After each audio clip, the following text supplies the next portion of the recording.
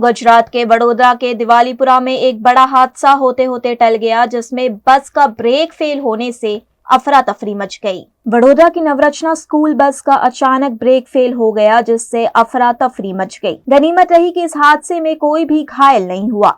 यह हादसा वडोदरा के आरके प्लाजा के पास वार्ड नंबर 11 क्षेत्र में हुआ। जानकारी के मुताबिक नवरचना इंटरनेशनल स्कूल की एक बस जैसे ही दिवालीपुरा रोड से गुजर रही थी, तभी उसका ब्रेक फेल हो गया। ड्राइवर ने तुरंत सूझबूझ दिखाते हुए बस को एक किनारे रोकने की कोशिश की, लेकिन बस एक तरफ से टकरा गई। बस में उस समय कुछ बच्चे भी मौजूद थे। हालांकि राहत की बात ये रही कि इस दुर्घटना में किसी को कोई भी गंभीर चोट नहीं आई। हमारा आगे 4-5 गाड़ी चालती थी, 2 बाइक वाला चलता था। मतलब के बजाय बम मारे बजाय ब्रेक કરી टाइम एयर पाइप फाटी गई।